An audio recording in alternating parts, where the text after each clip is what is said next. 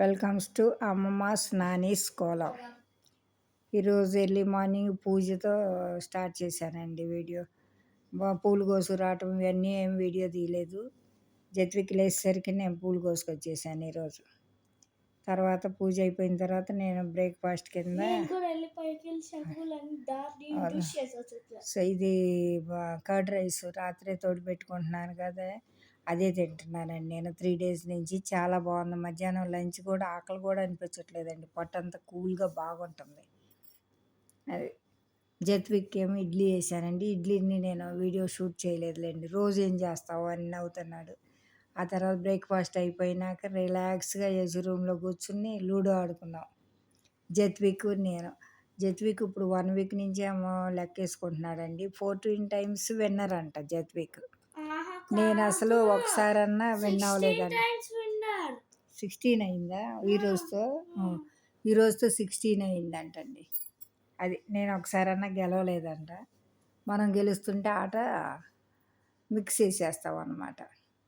అది ఆ తర్వాత నేను క్యారెట్ సన్నగా కడిగేసి సన్నగా ముక్కలు కోసేసి కూర కోసం స్టవ్ మీద పెట్టేశాను. సిమ్లో పెట్టేసి మగ్గనిస్తున్నాను మూత పెట్టి. ఓన్లీ వెల్లుల్లిపాయను ధనియాలు వేసాను దాంట్లో. తర్వాత బీరకాయలు కడిగి పీల్ చేసుకుని చట్నీ కోసం సన్నగా ముక్కలు కట్ చేసుకుని పచ్చిమిర్చి టమాటాలు 2 వేసి వేయిస్తున్నానండి. ఆ వేగేటప్పుడే చింతపండు కూడా పెట్టేశాను దాంట్లో. చింతపండు కూడా పెట్టి ధనియాలు కూడా కొంచెం వేసాను.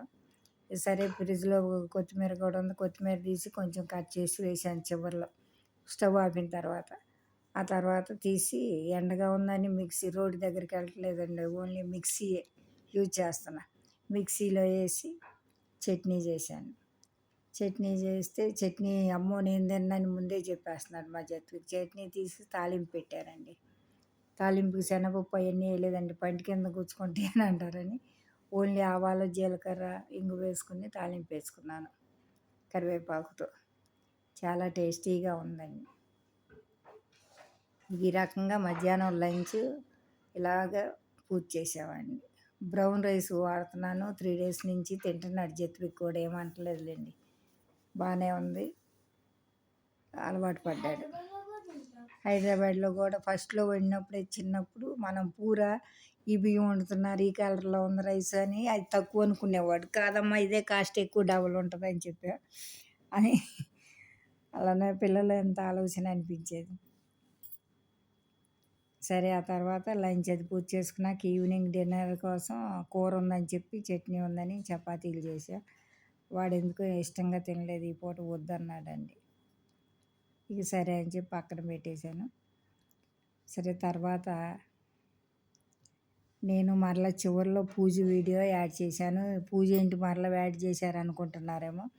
ఈరోజు నేను ఒక ఇది చదివానండి. శివ అనే శివుడిని రోజు తలుచుకుంటేనంట మన కర్మలో ఇలాంటివన్నీ తొలగిపోతాయి అంట. కర్మలో ఉండి ఇంకొక జన్మ ఇలా రాకుండా శివ అనే 2 అక్షరాలు అనుకుంటూ ఉంటే నిత్యము ఈ వేరే జన్మలో మరో జన్మలో అని ఏమి ఉండకుండా విముక్తి కలుగుతుంది అని చెప్పారండి. శివ అనే దానికోసం తిరగలంటండి. తిరగలు మరి మీలో ఎంతమందికి తెలుసో. 2 రాళ్ళు ఉంటాయి కదండి కింద పైన. దాంట్లో పైన ఉన్న రాయికి హోల్ లాగా ఉంటే దాంట్లో సీడ్స్ వేస్తారు కదా. సీడ్స్ వేసి ఇలా తిప్పితే అది పిండిగా మారుతుంది, లేకపోతే రవ్వగా మారుతుంది. అంటే పిండి రవ్వ తీసుకెళ్ళి మనం మొక్కలుగా వేస్తే అది రాదు కదా పిండి. అదే సీడ్స్గా తీసుకెళ్ళి వేసామనుకోండి మొక్కలు వస్తాయి. అది సీడ్స్గా వేయటం అనేది కర్మలను అలాగా పెంచుకోవటం. శివ అనే అక్షరం నిత్యం అనుకుంటూ ఉంటే ఆ కర్మలన్నీ తొలగించి మరలా మొలకెత్తడం, మరలా జన్మ అనేది ఉండదని చెప్పి చదివానండి. చాలా బాగా నచ్చింది. సరే అది చెప్పడం కోసం అని చెప్పి చివరిలో మరలా అది జత్విక్ కూడా చూశాడంటండి తెలుగులో. కిచెన్ సెట్లో ఉందంట.